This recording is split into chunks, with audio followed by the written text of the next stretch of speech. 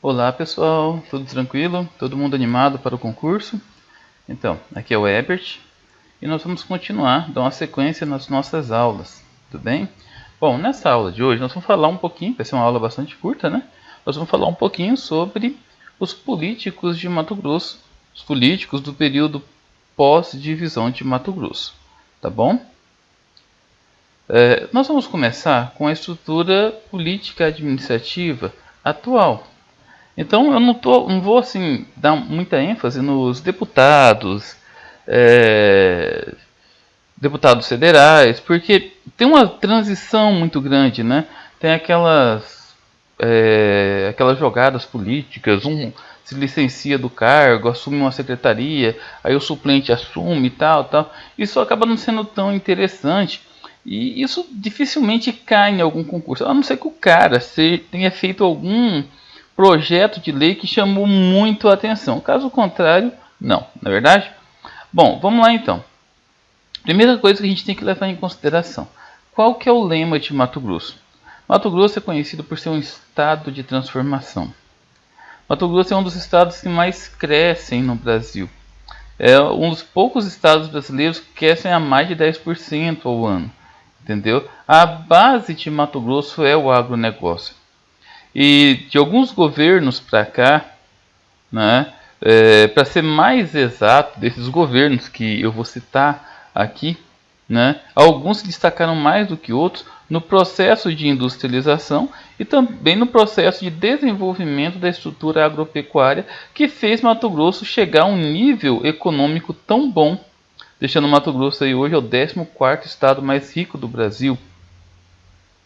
Bom, hoje o nosso governador é o procurador Pedro Taques, procurador licenciado, e pertence ao PSDB, né, assumiu dia 1º de janeiro de 2015, né? O vice dele, Carlos Fávaro, o agropecuarista Carlos Fávaro. Bom, Mato Grosso tem 24 deputados estaduais, sendo que desses 24, pelo menos 18 deles pertencem à ala do governo, né? Esse número já chegou a ser 21 deles pertencendo à ala de defesa do governo. Mas com todos esses problemas que teve aí relacionado ao funcionarismo público, muitos deles acabaram se dividindo. Mas ainda assim, a maioria, né, defendem bastante o governo. Hoje, Mato Grosso tem 8 deputados federais,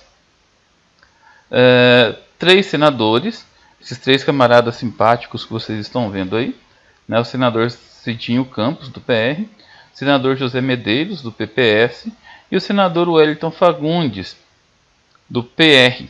Tá? Desses aqui, o Wellington Fagundes é o que tem uma mais longa carreira política, né? Ele já foi deputado federal por 5 vezes e agora está no mandato, né, de senador da República.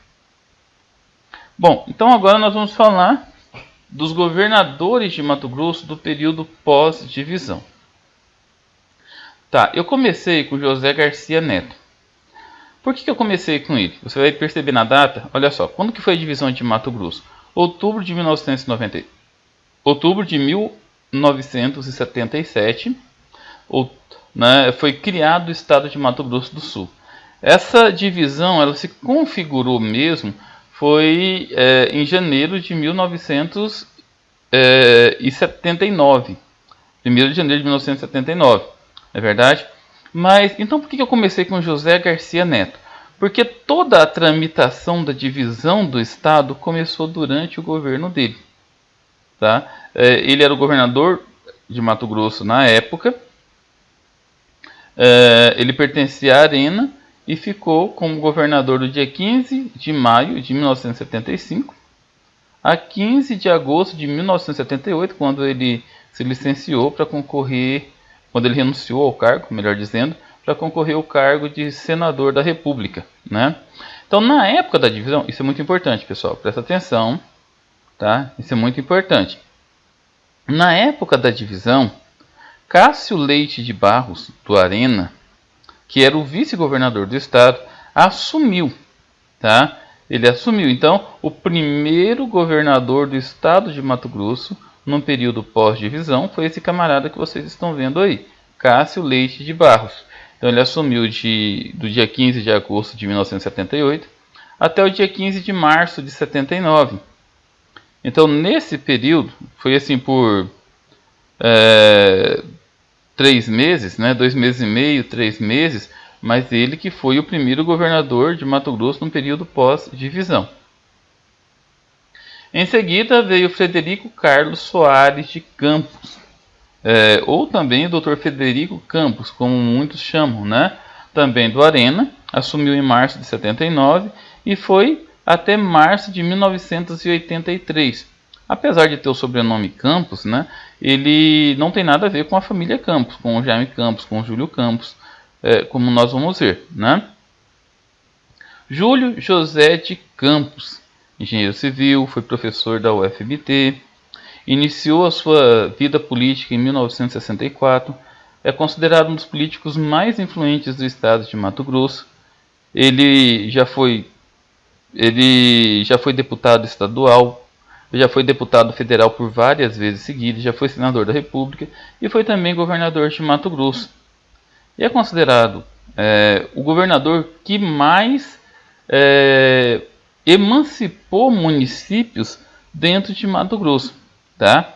Então, de março de 83 a maio de 86, quando ele se licenciou, tá? Quando ele renunciou ao cargo, que foi assumido por esse camarada aí, Vilmar Pérez de Farias, ex-prefeito de Barra do Garças e vice-governador do estado. Carlos Gomes Bezerra também foi governador do estado, né, entre março de 87 e abril de 1990. Ele também foi um governador que renunciou. Também é considerado o segundo governador que mais emancipou municípios, né? O primeiro foi Júlio, depois o segundo Carlos Bezerra, né? Tem lá os seus pontos positivos. Ele investiu muito em infraestrutura aqui no estado. Ele incentivou bastante a agropecuária, né? Investiu muito no funcionalismo público. O vice dele, Edson Freitas de Oliveira, assumiu após a sua renúncia e ficou aí de abril até março do ano seguinte, 1991. Sucedido por Jaime Veríssimo de Campos, né? De março de 91 a 31 de dezembro de 94. Jaime Campos, irmão mais novo de Júlio Campos, ele começou a sua trajetória política em cargos, né, de prefeitura em Várzea Grande. Foi prefeito de Várzea Grande, né, começou em 1982 a sua carreira política, né, e voltou em 96 como prefeito também de Várzea Grande, onde foi por 2 mandatos. Também foi senador da República, né, até recentemente, pertence ao PFL. É considerado um dos governadores mais atuantes do estado. Fez muitas escolas, inaugurou muitas escolas, investiu muito em política de desenvolvimento. É responsável pelo bairro Pedra 90, que é considerado um dos maiores de Cuiabá, pelo Distrito Industriário, entre outras obras, né? Dantes Martins de Oliveira. Esse cara vive caindo em concurso, pessoal. Então, presta atenção nele, tá? O Dante, ele é carioca, não é mato-grossense, mas ele chegou em Mato Grosso muito cedo, né? E ele começou a sua carreira política se candidatando a vereador em 1977, quando foi derrotado. Em 78, ele se candidatou a deputado federal, venceu. Em 82, ele deu início a um programa que recebeu o nome dele, que foi a Emendas Diretas Já, ou Emenda Dante Martins de Oliveira, né? A Emenda Dante de Oliveira propunha a votação direta para presidente do Brasil na época. Então ele é muito famoso por causa disso. O nome dele é muito famoso por causa disso. E em cima desse nome, em cima dessa emenda, ele conseguiu uma ascensão política meteórica, né? Ele foi prefeito de Cuiabá, ele foi governador do estado por 2 mandatos, enfim, né? Ele foi deputado federal mais outra vez, né? No começo ele pertencia ao PDT, no primeiro mandato, né? Em janeiro de 95 até dezembro de 98, e depois ele migrou para o PSDB, uma estratégia de apoio na época ao presidente Fernando Henrique Cardoso. Durante esse período, Mato Grosso adotou muito a política nacional, que foi uma política de neoliberalismo. Então, durante esse período, teve muitas privatizações no estado. Então, durante esse período, teve aí a Casemate, foi privatizada, o Bemate fechou, né, foi vendido, a Semate foi vendida, a Telemate foi vendida, enfim, né? O Mato Grosso ele passou muito por esse período de neoliberalismo, que era a tendência nacional da época e era a política vigente de Fernando Henrique Cardoso. Bom, quando Dante se licenciou do cargo, né, renunciou ao cargo, né, quem tomou seu lugar foi José Rogério Salles, que era o vice-governador na época. Ele também pertencia ao PSDB. Ele ficou no cargo de abril de 2002 a dezembro de 2002. Blairo Borges Maggi, o rei da soja, paranaense, filho de André Maggi, chegou na década de 1960, a sua família, a família Maggi, né, chegou em 1960 aqui em Mato Grosso e começou a desenvolver muito a cultura de grãos para o estado, né? A família dele é considerada a sétima mais rica do mundo. E ele recebeu o apelido de Rei da Soja pela revista Forbes, né, uma das mais influentes revistas de negócios do mundo. Ele perdeu esse título, evidentemente, né, em 2005 para o primo dele, Iraí Maggi. Depois ele passou a se dedicar muito à política. O seu primeiro cargo político foi o de senador, em 1994. Ele era suplente de Jonas Pinheiro, que precisou se licenciar por motivos de saúde. Ele ficou 4 meses como senador. É considerado por muitos o melhor governador da história de Mato Grosso, né? Ele adotou uma política de investimento em estradas, em rodovias. Mas não foi só isso. Blairo Maggi também investiu muito na verticalização da economia. Ele promoveu muito o desenvolvimento industrial. Então ele trouxe grandes empresas para Mato Grosso. Ele foi responsável pelo desenvolvimento de muitas cidades que hoje são consideradas industrializadas, como é o caso de Rondônia, Primavera do Leste, Sinop, entre outras cidades. Receberam muito investimentos. Essas cidades são polos do agronegócio. E a industrialização fomentou muito a economia dessas cidades. O vice de Blairo Maggi, Sival Barbosa, ele assumiu o governo quando o Blairo ele saiu para se candidatar ao Senado, né? Então, Sival Barbosa ele ficou do dia 31 de março de 2010 até dezembro de 2010. Depois foi reeleito, né? Então ficou de janeiro até dezembro de 2014. Sival adotou uma política também de investimentos no Estado, principalmente no funcionalismo público, né? E foi durante essa política de Sival Barbosa que, é claro que também intermediada por Blairo Maggi, que ajudava, apoiava muito no Senado Federal, né? Que eles conseguiram trazer a Copa do Mundo, né, fazer Cuiabá ser uma das sedes da Copa do Mundo. Então conseguiu muitos investimentos do governo federal para o investimento em Cuiabá, em Mato Grosso, por causa da Copa do Mundo.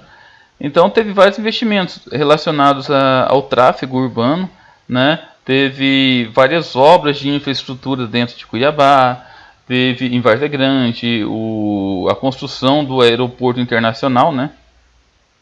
Porque ele foi, bem dizer, reconstruído perto do que era, né? Começou as obras do VLT que nunca terminaram, mas enfim, né? Foi um governador, teve lá os seus problemas, mas foi um governador bastante visionário aos olhos de investimentos.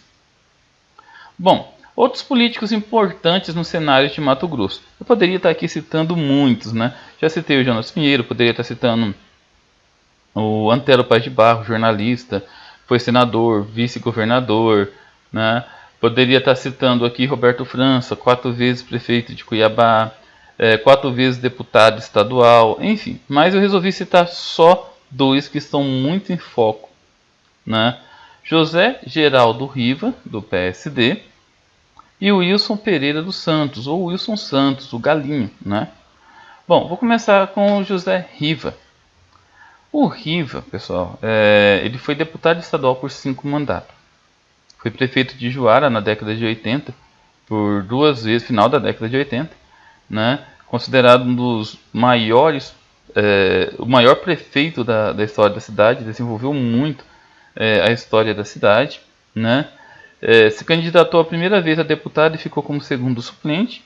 Da segunda vez que ele se candidatou, em 98, se não me falha a memória, ele foi eleito e lá para cá nunca mais perdeu, chegando inclusive a receber a maior votação proporcional do Brasil. Só que o Riva, ele é aquele modelo de político que faz muitas maracutaias, né? Então, recentemente, ele foi considerado o maior político ficha suja do país. Ele era o responsável pelas obras da Copa em Cuiabá, né? E foi descoberto um desvio milionário. Então esse cara foi preso, foi afastado da Assembleia, ele era o presidente na época. Então ele foi afastado da Assembleia, foi preso, enfim, né? Então ele está envolvido com uma série de escândalos políticos. Vai ter uma aula específica que eu quero falar dessas atualidades políticas dentro de Cuiabá. Então eu vou comentar com um pouco mais, tá, de detalhe para vocês. Ele foi candidato a governador do estado, infelizmente foi tirado por causa desses escândalos, né? Hoje a sucessora, a filha dele, Janaína Riva, ela é deputada estadual e está seguindo os passos do pai na Assembleia. Bom, o Wilson Santos. O Wilson Santos, ele é formado em Direito pela UFMT. Apesar de ser formado em Direito, ele ganhou nome como professor de História dos cursinhos em Cuiabá. Somente do antigo cursinho conhecido como Ângulo, né, que hoje é o Colégio Isaac Newton. Bom, o Wilson Santos, ele considerado assim um professor muito bom, excepcional, cativante, carismático, né? Ele começou sua carreira política em 1992 como vereador. Em 94 ele se candidatou a deputado estadual e foi eleito deputado estadual, né? Depois, em 98, a deputado federal. Se candidatou à prefeitura de Cuiabá uma primeira vez, ele perdeu, né? Foi derrotado, ficou em terceiro lugar. E depois ele se candidatou a prefeito de Cuiabá e foi eleito por 2 vezes seguidas.